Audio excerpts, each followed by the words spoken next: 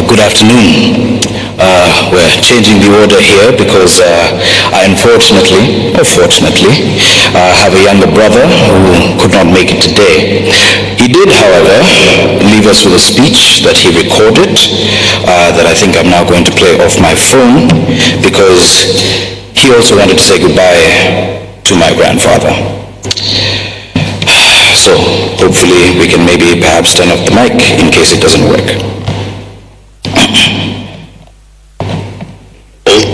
It was Martin Luther King who said, "The ultimate measure of a man is not where he stands in moments of comfort and convenience, but where he stands at times of challenge and controversy." And by this measure, my grandfather was an extraordinary man and a pinnacle of excellence. Guka was a selfless pioneer whose commitment to uplifting his communities impacted countless lives. Many of us gathered here today have likely been assisted by him in one way or another. Whenever we spoke, Guka would always urge me to commit to a purpose larger than yourself and help whenever and wherever you can. Guka was a beacon of hope and left a legacy to be proud of. And if I or anyone can measure up to be half the man that Guka was, that would be a life worth living.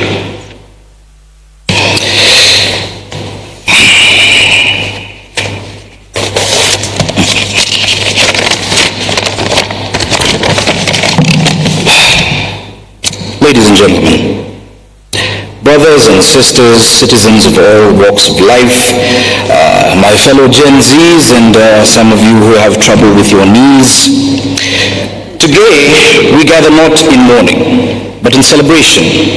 We are not here to reflect on a life simply well lived, but to honor and to toast a man who in his final moments broke free from all title, privilege, and can be observed as all men must be when they inevitably pass.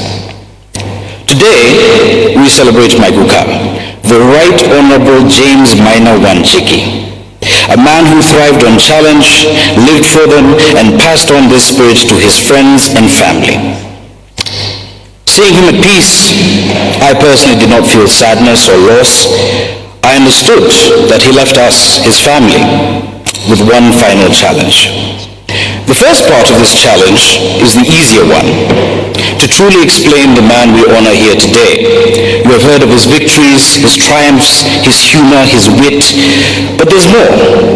There is a contrast in a man who preached sobriety in every political speech and in every decision, but yet would warmly invite you into his house to share his finest stock of liquid courage. And trust, you needed it if you ever wanted to talk to him or debate him. The man who achieved the heights of providence, prestige, and powerful, prideful position, yet never failed to remind those around him that it was simply God's grace and a little bit of luck that got him to where he was. He was the shepherd boy who dined with lords and kings, but never failed to chew the fat of many a delicious boozy with the most underprivileged of society. This is the man who ran his home with the discipline of a one-party state, and yet would giggle in fear when his grandchildren would chase him around his home, armed with nothing but a pillow and the energy of a 4-year-old. These are not paradoxes or contrasts. This is the man. And unless you are there to experience it, the legend, the myth, the tale of James Maina Wanjigi might seem larger than life. And that is the first part. The second part of this challenge, the harder part, because it is so simple and so complex, true to my grandfather's intelligence, the challenge he set for his family, for all his friends, for all of us gathered here today, and perhaps the country at large, is to walk in the footsteps of a giant, to follow the path he carved out in life, not in achievement, but in his ability to smile when faced with adversity. His ability to laugh in the most heated of conversations, and his warmth when welcoming even the coldest of guests. I believe, Guka, that here, all of us with you in this church, and with you in our hearts, will overcome your final test. And with that, I say R.I.P.P.P.P.P.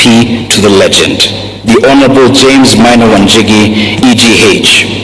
Rest in power, rest in prestige, Rest in providence, prominence, permanence, and preeminence. And most importantly, rest in peace.